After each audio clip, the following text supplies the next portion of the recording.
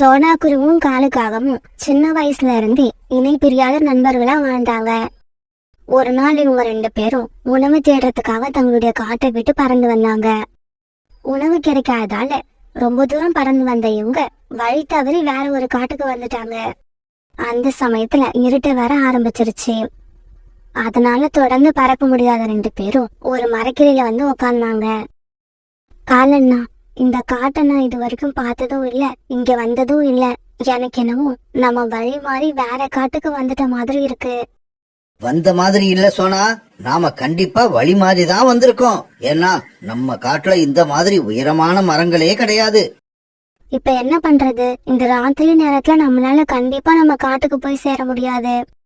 சோனா, நீ சொல்றது வாஸ்தவம் தான். இப்ப நாம நம்ம காட்டுக்கு போக நினைக்கிறது புத்திசாலித்தனம் கிடையாது. பேசாம இங்கேயே யார் வீட்லயாவது இடம் கேட்டு இன்னைக்கு ராத்திரி பொழுத ஓட்டி ஆகணும். ஆமா, இல்லைன்னா இந்த ராத்திரியில ஏதாவது கழுகு மாதிரி ஆபத்தான பறவைகளுக்கு இரையாகிடுவோம்.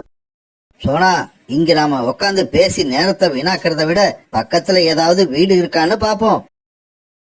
இப்படி பேசிக்கிட்ட காலுக்காகவும் சோனா குருவியும் பிறகு பக்கத்துல ஏதாவது வீடு இருக்கான்னு தேடி பார்க்க ஆரம்பிச்சாங்க. இப்படி பறந்து போனவங்க இருட்டுல ரொம்பவும் கஷ்டப்பட்டு நீண்ட தூரம் பறந்து போனதுக்கு அப்புறம் இவங்களோட கண்ணுல ஒரு வீடு தென்பட்டது. உடனே சோனா குருவியும் காலுக்காகவும் அந்த வீட்டு வாசல்ல போய் உட்கார்ந்தாங்க. பிறகு சோனா குருவி அந்த வீட்டு வாசல் கதவை தட்ட ஆரம்பிச்சது. கொஞ்ச நேரம் கதவை தட்டின உடனே வீட்டு கதவை திறந்துகிட்டு ஒரு கிளி வெளியில வந்தது. உங்க 2 பேரையும் யாருன்னு எனக்கு தெரியல. நீங்க யாரு? எங்க இருந்து வர்றீங்க? கிளியண்ணா, எங்களோட காடு இங்க இருந்து ரொம்ப தூரத்துல இருக்கு. உணவு தேடி பறந்து வந்த நாங்க வழி தவறி இந்த காட்டுக்கு வந்துட்டோம். இன்னைக்கு ஒரு நாள் ராத்திரி உங்க வீட்டுல தங்கறதுக்கு அனுமதி கிடைக்குமா? ஆமாங்க, இன்னைக்கு ராத்திரி மட்டும் தங்குறதுக்கு அனுமதி கொடுத்தா போதும். பொழுது விடிஞ்ச உடனே நாங்க எங்க காட்டுக்கு பறந்து போயிடுவோம். நீங்க சொல்றதெல்லாம் சரிதான். இருந்தாலும் என்னோட வீடு ரொம்பவும் பழைய வீடு. நீங்க 2 பேரும் தங்கறதுக்கு இந்த வீடு ஏத்தது கிடையாது. ஒண்ணு பண்ணலாம், உங்க 2 பேர்ல யாராவது ஒருத்தர் என்னோட வீட்டுல தங்கிக்கிங்க. யார் தங்கறதுன்னு நீங்களே முடிவு பண்ணிடுங்க. கிளியண்ணா, இப்படி சொன்னதுக்கு உங்களுக்கு ரொம்பவும் நன்றி. ஆனா நாங்க 2 பேரும் நண்பர்கள். ஒருத்தருக்கு இடம் இல்லாதப்ப ஒருத்தர் மட்டும் உங்க வீட்டுல தங்கறத நாங்க 2 பேருமே விரும்ப மாட்டோம். அதனால நாங்க வேற எங்கேயாவது இடம் பாத்துக்கிறோம். காலண்ணா, வாங்க நம்ம கிளம்புவோம். இங்க பாருங்க, நான் சொல்றத சொல்லிட்டேன். அதுக்கப்புறம் உங்க இஷ்டம். நான் வீட்டுக்குள்ள போய் 5 நிமிஷம் கதவு திறந்து வச்சிருப்பேன். அதுக்குள்ள யாராவது வரதா இருந்தா வீட்டுக்குள்ள வாங்க. ஏன்னா 6வது நிமிஷம் நான் கதவை மூடிடுவேன். இப்படி சொன்ன அந்த கிளி கதவை திறந்து வச்சுட்டு வீட்டுக்குள்ள போயிடுச்சு. அந்த கிளியும் சோனா குருவியும் இவ்வளவு பேசிக்கிட்டாலும் காலுக்காக மட்டும் எதுவுமே பேசாம மௌனமா உட்கார்ந்து. காலண்ணா, என்ன பேசாம உட்கார்ந்துருக்கீங்க? வாங்க நம்ம கிளம்புவோம். பக்கத்துல வேற ஏதாவது வீடு இருக்கான்னு பாப்போம். சோனா, இப்பவே ரொம்ப நேரம் ஆயிடுச்சு. இதுக்கப்புறம் வேற யாராவது அவங்க வீட்டுல நமக்கு இடம் கொடுப்பாங்கன்னு எனக்கு நம்பிக்கை இல்ல. அதனால நம்ம 2 பேர்ல யாராவது ஒருத்தர் இந்த வீட்டுல தங்கிக்கிறதுல ஒன்னும் தப்பு இல்லைன்னு நினைக்கிறேன். காலண்ணா, நீங்க வெளியில இருந்து கஷ்டப்படுறப்ப உங்களை விட்டுட்டு என்னால மட்டும் இந்த வீட்டுல தங்க முடியாது. சோனா, நீ என்ன தப்பா புரிஞ்சுகிட்ட. நான் இந்த வீட்டுல ஒன்ன தங்க சொல்லல. இந்த வீட்டுல நான் தான் தங்க போறேன். நீ இன்னும் கொஞ்சம் தூரம் பறந்து போய் வேற ஏதாவது வீடு கிடைக்குதான்னு பாரு. காலண்ணா, என்ன இப்படி பேசுறீங்க? உங்க வாயில இருந்து இப்படி ஒரு வார்த்தை வரும்னு நான் எதிர்பார்க்கவே இல்ல.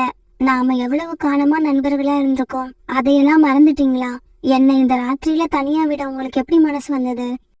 சோனா, நம்ம உயிருக்கு ஒரு ஆபத்து வரும்போது நாம எப்படி தப்பிக்கலாம்னு தான் பாக்கணுமே தவிர நண்பர்களோட உயிரை எல்லாம் காப்பாத்தணும்னு நினைக்க கூடாது. அப்படி நினைச்சா கடைசியில நம்ம உயிர் போயிடும். இப்படி சொன்ன காலுக்காக உடனே அந்த கிளி வீட்டுக்குள்ள போய் கதவை சாத்திக்கிச்சு. இப்ப அந்த காட்டுல சோனா குருவி மட்டும் தனியா உட்கார்ந்து இருந்தது. காலுக்காக நடந்துகிட்ட விதத்தை சோனா குருவியால நம்பவே முடியல. அந்த சமயத்துல காட்டுக்குள்ள இருந்து நாய்களும் நரிகளும் உடையிற சத்தம் கேட்டுச்சு. இந்த சத்தத்தையெல்லாம் கேட்டு பயந்து போன சோனா குருவி கண்ணீர் விட்டு அழ ஆரம்பிச்சது. இந்த காலண்ணாவை நம்பி வந்தது எவ்வளவு பெரிய தப்புன்னு எனக்கு இப்பதான் தெரியுது. இதுக்கப்புறம் இந்த தப்ப நான் எப்பவுமே செய்ய மாட்டேன். இப்படி நினைச்ச சோனா குருவி பிறகு அங்கிருந்து வேற வீட்டை தேடி பறந்து போச்சு. இங்க பாருக்காகமே, நீ அந்த கூட்டுல படுத்து தூங்கிக்க. ஆனா ஒரு விஷயம், தூக்கத்துல அப்படியும் இப்படியும் ஆடாத. ஏன்னா என்னோட வீடு ரொம்பவும் மோசமான நிலைமையில இருக்கு. கிளி, உன்னோட வீட்டுல நீ எனக்கு இடம் கொடுத்ததே பெரிய விஷயம். கவலைப்படாத, நான் படுத்த உடனே தூங்கிடுவேன். அப்புறம் தூக்கத்துல அப்படி இப்படி கூட அசைய மாட்டேன். ராத்திரி எந்த பொசிஷன்ல படுத்திருக்கணும், காலையில எழுந்திருக்கிறப்பவும் அதே பொசிஷன்ல தான் இருப்பேன். பிறகு காலுக்காகவும் அந்த கிளியும் தங்களுடைய கூட்டுல படுத்து தூங்க ஆரம்பிச்சாங்க. இது வரைக்கும் காலுக்காகத்தோட துணையோட பறந்துகிட்டு இருந்த சோனா குருவிக்கு இப்ப தனியா பறந்து போகிறோமும் பயமா இருந்தது. இருந்தாலும் வேற வழியினால சோனா குருவி கடவுளை வேண்டிக்கிட்டு உயிரை கையில பிடிச்சுக்கிட்டு பறந்து போய்கிட்டு இருந்தது. அந்த சமயத்துல அங்க இருந்த ஒரு மரப்பொந்துக்குள்ள உட்கார்ந்திருந்த ஒரு வயதான பறவை சோனா குருவி இப்படி தனியா பறந்து வரத பாத்துருச்சு. இப்படி பார்த்த உடனே சோனா குருவிய குரல் கொடுத்து கூப்பிட ஆரம்பிச்சது. ஏய் குருவி, இங்க வா. இந்த நேரத்துல ஏன் இப்படி தனியா பறந்து போற? ஒரு பறவையோட குரல் வந்ததை கேட்ட சோனா குருவி இந்த பக்கமும் அந்த பக்கமும் பார்த்தது. பிறகு மரப்பொந்துக்குள்ள உட்கார்ந்திருந்த ஒரு வயதான பறவையை பார்த்த சோனா குருவி அது கிட்ட பறந்து போச்சு. நானும் ஒரு காகமும் உணவு தேடுறதுக்காக எங்க காட்டை விட்டு பறந்து வந்தோம். ரொம்ப நேரமா உணவு கிடைக்காதால வழி தவறி இந்த காட்டுக்கு வந்துட்டோம். இந்த காட்டுக்கு வந்து சேர்ந்தப்ப ராத்திரி ஆயிடுச்சு. இப்படி ஆரம்பிச்ச சோனா குருவி பிறகு நடந்த கதையை நாட்டியும் அந்த வயதான பறவை கிட்ட சொல்லுச்சு. ஆமா குருவி, இந்த காலத்துல நம்மளோட நண்பர்கள் எந்த சமயத்துல எப்படி மாறுவாங்கன்னு நம்மளால சொல்லவே முடியாது. பிறகு அந்த வயதான பறவை சோனா குருவிக்கு தான் வச்சிருந்த கொஞ்சம் இனிப்பான பழங்களை எடுத்து கொடுத்து சாப்பிட சொல்லுச்சு. சாப்பிடு குருவி, நீ எப்படி இருந்தாலும் பசியில தான் இருப்பன்னு எனக்கு நல்லா தெரியும். அதனால வேண்டான்னு சொல்லாம சாப்பிடு. அம்மா, நீங்க என்ன இதுக்கு முன்னாடி பார்த்தது கூட இல்ல. நான் யாருன்னு உங்களுக்கு தெரியாது. அப்படி இருந்தும் நீங்க என் மேல இவ்வளவு அன்பு காட்டுறீங்க. ஆனா சின்ன வயசுல இருந்து என் கூட பழகுன அந்த காகம் என்னை பாதி வயல தவிக்க விட்டுட்டு போனதை நினைச்சா எனக்கு மனசு ரொம்ப கஷ்டமா இருக்கு. இந்த சமயத்துல அந்த காட்டுல பயங்கரமான இடி சத்தம் கேட்க ஆரம்பிச்சது. குருவி, நல்ல வேலை உன்னை நான் பார்த்து இங்க கூப்பிட்டுக்கிட்டேன். ஏன்னா இன்னும் கொஞ்ச நேரத்துல மழை வர மாதிரி தெரியுது. அந்த வயதான பறவை சொன்ன மாதிரியே கொஞ்ச நேரத்துல சரியான மழை பெய்ய ஆரம்பிச்சது. மழை பெய்ய ஆரம்பிச்ச கொஞ்ச நேரம் கழிச்சு காத்தும் வேகமா வீச ஆரம்பிச்சது. இப்படி காத்து வீச ஆரம்பிச்ச உடனே அந்த கிளியோட வீடு லேசா ஆட ஆரம்பிச்சது. வீட்டுக்குள்ள உட்கார்ந்திருந்த காலுக்காகவும் அந்த கிளியும் அந்த வீட்டை ஆட ஆரம்பிச்ச உடனே அது கூட சேர்ந்து அவங்களும் ஆட ஆரம்பிச்சாங்க. கிளி, நம்ம வீடு ஏன் இப்படி ஆடுது? காகமே, நான் எது நடக்க கூடாதுன்னு நினைச்சேனோ அது நடந்துடுச்சு. மழை பெய்யறதுக்கு முன்னாடி இந்த வீட்டை சரி செய்யணும்னு நினைச்சேன். அப்புறம் நான் இந்த வீட்டை சரி செய்யற வரைக்கும் மழை வரக்கூடாதுன்னு நினைச்சேன். ஆனா நான் நினைச்சது எதுவுமே நடக்கல. எனக்கு தெரிஞ்சு போச்சு, என்னோட வீடு கீழே விழ போகுது. நாமளும் சாக போறோம். இங்க பாரு கிளி, சாக போறோம் அது இதுன்னு சொல்லி என்ன பயமுறுத்தாத. நான் சாக மாட்டேன். நான் இன்னும் நிறைய வாழ வேண்டி இருக்கு. அவ்வளவு ஏன், எனக்கு இன்னும் கல்யாணமே ஆகல. காலுக்கு அவன் இப்படி சொல்லிட்டு இருக்கும்போது கிளியோட வீடு இடிஞ்சு கீழே வந்துடுச்சு. நல்ல நிலையா காலுக்காகவும் அந்த கிளியும் எந்த ஆபத்தும் இல்லாம உயிர் தப்பிச்சு வெளியில வந்துட்டாங்க. கிளி, நாம இப்ப என்ன பண்றது? ராத்திரி முழுக்க இப்படி மழையில நனைஞ்சுகிட்டே உக்காந்து இருக்க வேண்டியது தானா? காகமே, இங்க இருந்து கொஞ்ச தூரத்துல என்னோட அண்ணன் வீடு இருக்கு. இப்ப நான் அங்க போயிடுவேன். அதனால நீ எங்க போய் தங்கறதுன்னு நீயே முடிவு பண்ணிக்க. இப்படி சொல்லிட்டு அந்த கிளி தன்னோட அண்ணன் வீட்டை நோக்கி பறந்து போயிடுச்சு. அடப்பாவி, இந்த கிளி என் கூடவே இருக்கும்னு நினைச்சேன். இப்ப அதுவும் என்ன பாதையில விட்டுட்டு போயிடுச்சு. நான் மட்டும் சோனா குருவியை விட்டு பிரியாம இருந்திருந்தா எல்லா கஷ்டத்துலயும் அது என் கூடவே இருந்திருக்கும். அப்படிப்பட்ட சோனா குருவியை நான் பிரிஞ்சு போயிருக்கவே கூடாது. நான் செஞ்சது பெரிய தப்பு. இப்படி தான் செஞ்ச தவற நினைச்சு கண்ணீர் விட்ட காலுக்காகவும் பிறகு அங்கிருந்து பறந்து போச்சு. காலுக்காக இப்படி பறந்து போய்கிட்டு இருக்கப்ப ஒரு பயங்கரமான இடிசத்தம் கேட்டது. அந்த இடிசத்தத்தை கேட்டு பயந்து போன காலுக்காகவும் தலை குப்புற கீழே வந்துடுச்சு. இப்படி கீழே வந்த காலுக்காகவும் மரப்பொந்துக்குள்ள உட்கார்ந்து சோனா குருவியை பார்த்துடுச்சு. சோனா குருவியை பார்த்த காலுக்காகவும் உடனே சந்தோஷமா அங்க போச்சு. சோனா, சோனா, என்ன மன்னிச்சிடு. உன்னை விட்டு நான் பிரிஞ்சது பெரிய தப்பு. அந்த கிளியோட வீடு இந்த மழையை தாங்காம இடிஞ்சு கீழே விழுந்துருச்சு. என்னை மன்னிச்சு இந்த மரப்பந்துக்குள்ள எனக்கு கொஞ்சம் இடம் கொடு. இல்ல காலண்ணா, நீங்க சொல்ற மாதிரி என்னால நடந்துக்க முடியாது. மனசுல ஒருத்தர் மேல வச்சிருந்த நம்பிக்கை போயிடுச்சுன்னா அது போனது போனதுதான். மறுபடியும் அந்த நம்பிக்கை வரவே வராது. நீங்க எப்ப என்னை தனியா தவிக்க விட்டுட்டு அந்த கிளியோட வீட்டுக்குள்ள போனீங்களோ அந்த நிமிஷமே நம்மளோட நட்பு முடிஞ்சு போயிடுச்சு. நாம 2 பேரும் இனிமேல் நட்பா பழகவே முடியாது. பிறகு காலுக்காக தான் செஞ்ச தவற நினைச்சு கண்ணீர் விட்டுக்கிட்டே பறந்து போக ஆரம்பிச்சது. அந்த காட்டுல அப்பதான் பொழுது விடிஞ்சது. பொழுது விடிஞ்சதும் பறவைகள் எல்லாம் தங்களுக்குள்ள பேசிக்கிட்டு உணவு தேட பறந்து போனாங்க. அம்மா, எனக்கு நூடுல்ஸ் சாப்பிடணும் போல ஆசையா இருக்கு. எனக்கு நூடுல்ஸ் செஞ்சு கொடுங்க. பியூட்டி, எனக்கு கூட நூடுல்ஸ் சாப்பிடணும் போல ஆசையா தான் இருக்கு. இந்த 50 ரூபாய்க்கு நீ போய் 2 பாக்கெட் நூடுல்ஸ் வாங்கிட்டு வா. இப்படி சொன்ன சோனா குருவி பியூட்டி கிட்ட 50 ரூபாய் பணத்தை கொடுத்தது. அந்த பணத்தை எடுத்துக்கிட்டு பியூட்டி பிறகு புறா அங்கிள் வச்சிருந்த மளிகை கடையை நோக்கி பறந்து போச்சு. புறா அங்கிள், எனக்கு 2 பாக்கெட் நூடுல்ஸ் கொடுங்க. புறா உடனே நூடுல்ஸ் பாக்கெட்டை இந்த பக்கமும் அந்த பக்கமும் தேடி பார்த்தது. ஆனா கடையில நூடுல்ஸ் பாக்கெட் இல்ல. புறா அங்கிள், நூடுல்ஸ் பாக்கெட் இருக்கா இல்லையா? பியூட்டி, நேத்து கூட 2 நூடுல்ஸ் பாக்கெட் இருந்துச்சு. ஆனா அது இப்ப எங்க போச்சுன்னு தெரியல. ஒரு சமயம் ராணி வித்திருப்பான்னு நினைக்கிறேன். இப்படி சொன்ன புறா அந்த 2 நூடுல்ஸ் பாக்கெட்டும் கடையோட ஒரு மூலையில இருக்கிறத பாத்துடுச்சு. பியூட்டி, நூடுல்ஸ் பாக்கெட் கிடைச்சிடுச்சு. இதோ இங்கதான் இருக்கு. இப்படி சொன்ன புறா பிறகு அந்த நூடுல்ஸ் பாக்கெட்டை எடுத்து பியூட்டி கிட்ட கொடுத்துச்சு. அத வாங்கிட்ட பியூட்டி சந்தோஷமா தன்னோட வீட்டுக்கு பறந்து வந்துச்சு. வழியில ரொம்பவும் பசியோட உட்கார்ந்து இருந்த சக்கு பியூட்டி நூடுல்ஸ் பாக்கெட்டை எடுத்துட்டு பறந்து வரத பாத்துட்டான். பியூட்டி பியூட்டி, இங்க வா, உன்கிட்ட ஒரு விஷயம் சொல்லணும். ஜக்கு இப்படி கூப்பிட்ட உடனே பியூட்டி ஜக்கு கிட்ட போய் உட்கார்ந்தது. ஜக்கு, என்ன விஷயம்னு சொல்லு. நான் சீக்கிரமா வீட்டுக்கு போகணும். பியூட்டி வா, நாம அருவிக்கரைக்கு போய் கொஞ்ச நேரம் விளையாண்டுட்டு வருவோம். ஜக்கு, நான் இன்னும் சாப்பிடல. அப்புறம் அம்மா வேற எனக்காக காத்திருப்பாங்க. நான் போய் நூடுல்ஸ் ரெடி பண்ணி சாப்பிட்டுட்டு வந்துடுறேன். பியூட்டி, உனக்கு பின்னால ஒரு பூனை வருது பாரு. ஜக்கு இப்படி சொன்ன உடனே பயந்து போன பியூட்டி பின்னாடி திரும்பி பார்த்தது. அந்த சமயத்துல அங்க இருந்த நூடுல்ஸ் பாக்கெட் எடுத்துக்கிட்டு ஜக்கு மின்னல் வேகத்துல பறந்து போனா. ஜக்கு ரொம்ப கேவலமானவன். என்னை ஏமாத்திட்டு நூடுல்ஸ் பாக்கெட்டை எடுத்துக்கிட்டு போயிட்டான். பிறகு பியூட்டி இப்படி அழுதுகிட்டே தன்னோட வீட்டை நோக்கி பறந்து போச்சு. அம்மா அம்மா, இந்த நூடுல்ஸ் பாக்கெட்ட நான் பியூட்டி கிட்ட இருந்து பிடுங்கிக்கிட்டு வந்துட்டேன். சீக்கிரமா இதை ரெடி பண்ணுங்க. அவங்க வர்றதுக்குள்ள இதை சாப்பிட்டு முடிச்சாகணும்.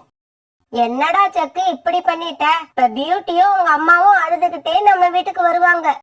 அம்மா, அவங்க அப்படி நம்ம வீட்டுக்கு வந்தாலும் நீங்க அவங்கள திட்டி அனுப்பிடுவீங்கன்ற நம்பிக்கை எனக்கு இருக்கு. உங்களை பார்த்தாலே எல்லாரும் பயப்படுறாங்க. இதுல நீங்க திட்டுனா யாராவது பயப்படாம இருப்பாங்களா? ஜக்கு, என்ன ஓவரா புகழாதடா. அம்மாவுக்கு வெக்கமா இருக்கு. சரி சரி, அந்த பாக்கெட்டை இப்படி கொடு. நான் உடனே நூடுல்ஸ் தயார் பண்ணி கொடுக்கறேன். பிறகு அந்த நூடுல்ஸ் பாக்கெட் எடுத்துக்கிட்டு கோரிக்கா அவன் கிச்சனுக்குள்ள போச்சு. அம்மா அம்மா, அந்த ஜக்கு இருக்கான்ல, அவன் நான் கொண்டு வந்த நூடுல்ஸ் பாக்கெட்டை எடுத்துட்டு ஓடி போயிட்டான். அப்படியா, என்ன நடந்துச்சுன்னு எனக்கு விவரமா சொல்லு. பிறகு பியூட்டி அழுதுகிட்டே நடந்தது எல்லாத்தையும் தன்னோட அம்மா கிட்ட சொல்லுச்சு. பியூட்டி, அந்த ஜக்கு கிட்ட பேச்சு வச்சுக்காதன்னு நான் உனக்கு எத்தனை தடவை சொல்றது? அவன் கூப்பிட்டான்னு நீ எதுக்காக அவன் கிட்ட போன? அம்மா, என்ன திட்டாதீங்க. அவன் ஏதோ விஷயம் சொல்ல போறான்னு தான் நான் அவன்கிட்ட போனேன். அவன் இப்படி பண்ணுவான்னு எனக்கு தெரியாது. சரி சரி, இதுக்கப்புறமாவது புத்திசாலித்தனமா நடந்துக்க. அவன் இருக்கிற பக்கம் திரும்பி கூட பார்க்காத.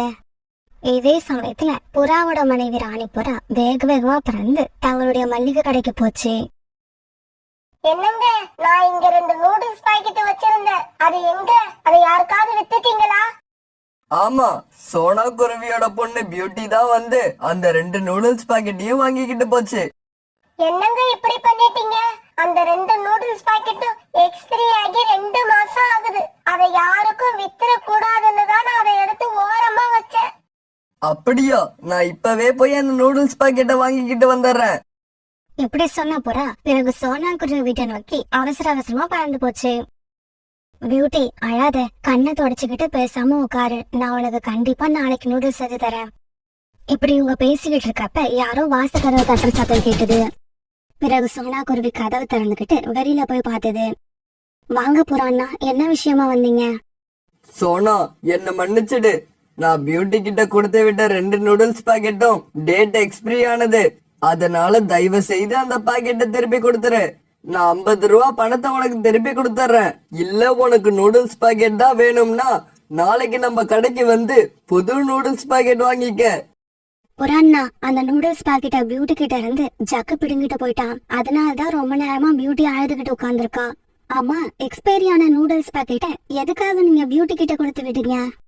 சோனா, அது எக்ஸ்பைரியான பாக்கெட்னே எனக்கு தெரியாது. ராணி வந்து சொல்லிதான் எனக்கே தெரியும். சரி, நான் இப்பவே கோரியக்கா வீட்டுக்கு போய் அந்த பாக்கெட்டை வாங்கிட்டு வந்துடுறேன். பியூட்டி, உனக்கு விஷயம் தெரியுமா? ஜக்குவான் கிட்ட இருந்து எடுத்துட்டு போன நூடுல்ஸ் பாக்கெட் எக்ஸ்பிரியான பாக்கெட். அதை சாப்பிட்டா நம்ம உடம்புக்கு தான் கெடுதல். நான் இப்பவே போய் அந்த சாப்பிட கூடாதுன்னு கோரி ஆண்டி கிட்ட சொல்லிட்டு வந்துடுறேன். அம்மா அம்மா, நானும் உங்க கூட வரேன். பிறகு சோனா குருவியும் பியூட்டியும் கோரிகாவத்தோட வீட்டை நோக்கி பறந்து போனாங்க.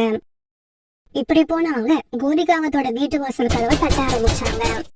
கோரியக்கா, கோரியக்கா, கதவை தரங்க. இந்த சமயத்துல கோரிக்காக நூடுல்ஸ் தயார் பண்ணி ஜக்கு கிட்ட சாப்பிட கொடுத்தது. டேய் ஜக்கு, நாம நினைச்ச மாதிரியே சோனா குருவி வந்துருச்சு. நீ சீக்கிரமா இந்த நூடுல்ஸ சாப்பிட்டு முடி. அம்மா, இந்த நூடுல்ஸ் ரொம்ப சூடா இருக்கும் போல இருக்கு. இதை எப்படி சாப்பிடுறது? இங்க பாருடா ஜக்கு, இத நீ இப்பவே சாப்பிடலன்னா சோனா வீட்டுக்குள்ள வந்து இத தூக்கிட்டு போயிடும். ஆமா ஆமா, அப்படி தூக்கிக்கிட்டு போயிட்டாங்கன்னா என்னால நூடுல்ஸ் சாப்பிட முடியாது. இப்படி சொன்ன ஜக்கு பிறகு அவசர அவசரமா அந்த நூடுல்ஸ சாப்பிட ஆரம்பிச்சான். இப்படி வேக வேகமா சாப்பிட ஆரம்பிச்ச ஜக்கு சீக்கிரமாவே அந்த நூடுல்ஸ சாப்பிட்டு முடிச்சிட்டான். கோரியக்கா, சீக்கிரமா கதவை தரங்க. நாங்க கூப்பிடுற சத்தம் உங்க காதுல விழுதா இல்லையா?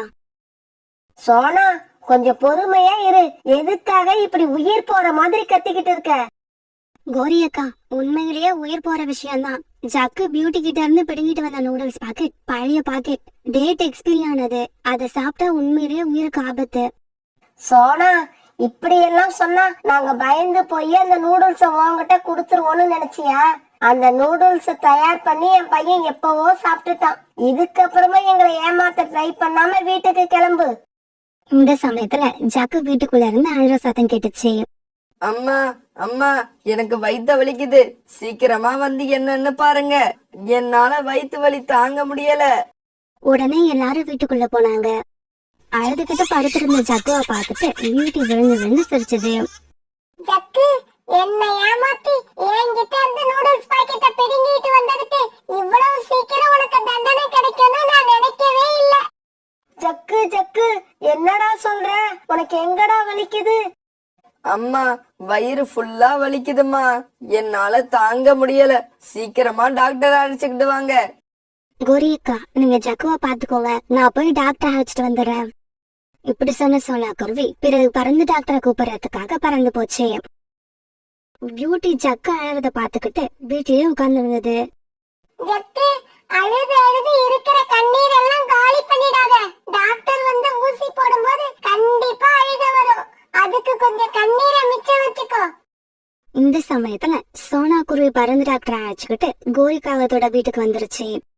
கோரி, நடந்ததை எல்லாத்தையும் சோனா குருவி என்கிட்ட சொல்லிடுச்சு. சரி, யாராவது வந்து ஜக்குவோட ரெக்கைய பிடிச்சுக்கோங்க. அவனுக்கு நான் இப்ப ஊசி போடணும். பறந்து டாக்டர் இப்படி சொன்ன உடனே பியூட்டி தாவி போய் ஜக்குவோட 2 ரெக்கையும் பிடிச்சுக்கிச்சு. டாக்டர், ஒரு ஊசி இல்ல, தேவைப்பட்டா 2 ஊசி கூட போடுங்க. ஜக்க அசையாம நான் பாத்துக்கிறேன். பியூட்டி இப்படி சொல்ல பிறகு பறந்து டாக்டர் ஜக்குவுக்கு ஊசி போட்டாங்க. ஊசி போடாதீங்க, ஊசி போடாதீங்க. அது ரொம்ப வலிக்கும். தயவு செய்து ஊசி போடாதீங்க. வலிக்குது, வலிக்குது. ஜக்கு இப்படி கத்த கத்த பறந்து டாக்டர் அவனுக்கு ஊசி போட்டாங்க. அம்மா, நான் பெரிய தப்பு பண்ணிட்டேன். அடுத்தவங்க பொருளை பிடுங்கி திங்கிறது எவ்வளவு பெரிய தப்புன்னு எனக்கு இப்பதான் தெரியுது. அந்த தப்ப செஞ்சதாலதான் நான் இப்ப தண்டனையை அனுபவிச்சுக்கிட்டு இருக்கேன். இப்படி அழுதுகிட்டே இருந்த ஜக்கு பிறகு கண்ணை மூடி அப்படியே தூங்க ஆரம்பிச்சிட்டான். தன்னோட வீட்டுக்கு போன பியூட்டி அம்மா கிட்ட இப்படி பேச ஆரம்பிச்சது. அம்மா அம்மா, ஜக்கு இனிமே என்கிட்ட இல்ல, யார்கிட்டயும் இந்த மாதிரி செய்யவே மாட்டான். ஏன்னா அதுக்கான தண்டனை அவனுக்கு கிடைச்சிடுச்சு. அம்மா அம்மா, நான் குக்கு கூட நதி பக்கம் போய் விளையாண்டுட்டு வரேன். குக்குவா? யாரது? இப்ப புதுசா நம்ம வீட்டுக்கு பக்கத்துல குடிசை கட்டிக்கிட்டு ஒரு குருவி ஒண்ணு குடி வந்திருக்கே, அவங்க வீட்டுல உள்ள பையனா? ஆமாமா, அவன் பேரு தான் குக்கு. நான் இப்ப அவன் கூட தான் விளையாட போறேன். இங்க பாரு ஜக்கு, உனக்கு இன்னைக்கு சொல்றதுதான். அவங்க எல்லாம் ரொம்ப ஏழை. அவங்க குடிசை பக்கமே நீ போகவும் கூடாது, அவங்க கூட விளையாடவும் கூடாது. இந்த மாதிரி பறவைங்க கூட எல்லாம் நம்ம பழக்க வழக்கமே வச்சுக்க கூடாது. அம்மா, நான் அப்ப யார் கூட தான் விளையாடுறது? புறாவோட பையன் ராஜு கூட விளையாடு, ரீட்டாவோட பையன் மிட்டு கூட விளையாடு. அவங்க எல்லாம் நம்மள மாதிரி பணக்காரங்க, நமக்கு ஈக்குவலான அந்தஸ்து உள்ளவங்க. சரிம்மா, நான் புறா அங்கிள் பையன் ராஜு கூடவே போய் விளையாடுறேன். இப்படி சொன்ன ஜக்கு புறா வீட்டை நோக்கி பறந்து போனா. குக்குவோட அப்பா, நம்ம இந்த காட்டுக்கு புதுசா குடி வந்து 1 மாசத்துக்கு மேல ஆகுது. இருந்தாலும் அக்கம் பக்கத்துல உள்ளவங்க யாருமே நம்ம கிட்ட பேசுறதே இல்ல. சோனா, நம்மள சுத்தி உள்ள நிறைய பேரு பணக்காரவங்க. அவங்க எல்லாம் அப்படிதான் இருப்பாங்க. சரி சோனா, 1 வாரமா வீட்டுல வேலை இருந்ததால என்னால வேலை தேடி வெளியில போக முடியல. இன்னைக்காவது வேலை கிடைக்குதான்னு போய் பார்த்துட்டு வரேன். குக்குவோட அப்பா, நீங்க சொல்றது சரிதான். நம்ம பக்கத்துல நம்மள மாதிரி ஏழைங்க இருந்தாங்கன்னா அவசரத்துல நமக்கு ஏதாவது உதவி செய்வாங்க. ஆனா இங்க உள்ள பணக்காரவங்க நம்ம கிட்ட பேசவே யோசிக்கிறப்ப அவங்க கிட்ட இருந்து நம்ம எந்த உதவியும் எதிர்பார்க்க முடியாது. பிறகு ராணா குருவி வேலை தேடி வெளியில பறந்து போச்சு. சாயங்காலம் வரைக்கும் ராணா குருவி அந்த காடு பூரா அணைஞ்சு திரிஞ்சு வேலை தேடி பார்த்தது. ஆனா பாவம், அதுக்கு வேலை கிடைக்கவே இல்ல. பிறகு இருட்ட ஆரம்பிச்சதால ராணா குருவி தன்னோட வீட்டை நோக்கி பறக்க ஆரம்பிச்சது. அப்படி பறந்து வர வழியில ஒரு வயதான பறவை ஒண்ணு கீழே விழுந்து கிடக்கிறத பார்த்தது. அந்த பறவை தான் வாழ்க்கையோட கடைசி கட்டத்துல இருந்தது. ஐயா, உங்களுக்கு என்ன ஆச்சு? எப்படி கீழே விழுந்தீங்க? இதுக்கு அந்த பறவை எந்த பதிலும் சொல்லாம ராணாவோட முகத்தையே பார்த்தது. உங்க வீடு எங்க இருக்குன்னு சொல்லுங்க, நான் கொண்டு போய் விட்டுட்டு வரேன். தம்பி, இந்த உலகத்துல எனக்குன்னு யாரும் இல்ல. எனக்கு நினைவு தெரிஞ்சதுல இருந்து இந்த கோடாரியால மரம் வெட்டி தனியாவே வாழ்ந்து வந்துட்டேன். இப்ப நான் ஓய்வு எடுக்க வேண்டிய நேரம் வந்துருச்சு. கடவுள் எனக்கு நிரந்தர ஓய்வு கொடுக்க போறாரு. இந்த கோடாரிய மட்டும் நீ பத்திரமா வச்சுக்க. இப்படி சொன்ன அந்த பறவை அப்படியே உயிரை விட்டுடுச்சு. இவரோ இறந்துட்டாரு. இவருக்கு இறுதி சடங்கு செய்ய சொந்தம்னு யாரும் இல்ல. அதனால இவரோட உடம்ப இப்படியே விட்டுட்டு போக கூடாது. இப்படி நினைச்ச ராணா குருவி பிறகு அந்த பறவையோட உடம்ப பூக்களால அலங்கரித்து நதியில மிதக்க விட்டுச்சு. பிறகு ராணா குருவி அந்த கோடாரியை எடுத்துக்கிட்டு தன்னோட வீட்டுக்கு போச்சு. ராணா குருவி இப்படி வீட்டுக்கு போனப்ப குக்கு அழுதுகிட்டு உட்கார்ந்துருந்தான். பக்கத்துல சோனா குருவி ரொம்பவும் கோபமா இருந்தது. குக்குவோட அப்பா, இவ்வளவு நேரம் என்ன பண்ணீங்க? நானும் குக்கு ரொம்ப பயந்து போயிட்டோம். அவன் எப்படி அழுகுறான் பாருங்க. அவனை முதல்ல சமாதானம் பண்ணுங்க. குக்கு, அப்பாவுக்கு கொஞ்சம் வேலை இருந்ததால லேட் ஆயிடுச்சு. அப்பா தான் வீட்டுக்கு வந்துட்டன்ல, இதுக்கப்புறம் நீங்க அழக்கூடாது. குக்குவோட அப்பா, போன விஷயம் என்னாச்சு? வேலை கிடைச்சதா? அப்புறம் இது என்ன கையில கோடாரி எடுத்துட்டு வந்திருக்கீங்க? இது யாரோடது? சோனா குருவி இப்படி கேட்ட உடனே ராணா குருவி தான் வீட்டுக்கு திரும்பி வர வழியில நடந்தது எல்லாத்தையும் சொன்னுச்சு. குக்குவோட அப்பா, நீங்க செஞ்சது ரொம்ப நல்ல காரியம். அந்த பறவையோட இறுதி சடங்க நீங்க தான் செய்யணும்னு கடவுள் ஏற்கனவே முடிவு பண்ணிட்டாரு. அதை யாராலையும் மாத்த முடியாது. அப்புறம் சோனா, சாயங்காலம் வரைக்கும் வேலை தேடியும் எனக்கு எங்கேயும் வேலை கிடைக்கல. அத நினைச்சா ரொம்பவும் வருத்தமா இருக்கு. குக்குவோட அப்பா, உங்களுக்கு வேலை கிடைச்சிருச்சு. கடவுள் உங்களுக்கான வேலையை உங்ககிட்ட கொடுத்துட்டாரு. சோனா, நீ என்ன சொல்ற? நான் வேலை கேட்ட எல்லா இடத்துலயும் எனக்கு வேலை இல்லைன்னு சொல்லிட்டாங்க. ஆனா கடவுள் அப்படி சொல்லல. உங்க கையில கோடாரிய கொடுத்திருக்காரு. மறைமுகமா உங்களுக்கு வேலையும் கொடுத்துட்டாரு.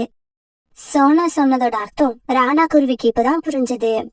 சோனா, நீ சொல்றதும் சரிதான். கையில கோடாரிய வச்சுக்கிட்டு நான் ஏன் வேலை தேடணும்? நாளையில இருந்து மரம் வெட்டி அதை விறகாக்கி வியாபாரம் பண்றேன். இப்படி செஞ்சா நமக்கு தேவையான பணம் கண்டிப்பா கிடைச்சிரும்.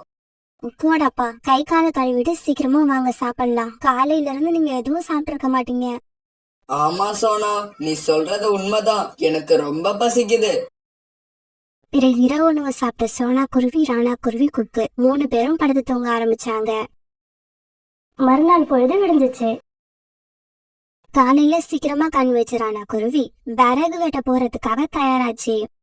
குக்குவோட அப்பா, நானும் உங்க கூட வரேன். மரம் வெட்டி நீங்க களைச்சு போய் ஓய்வு எடுக்கிறப்ப நான் வெட்ட ஆரம்பிக்கிறேன். அம்மா அம்மா, நானும் உங்க கூட வரேன். நீங்க களைச்சி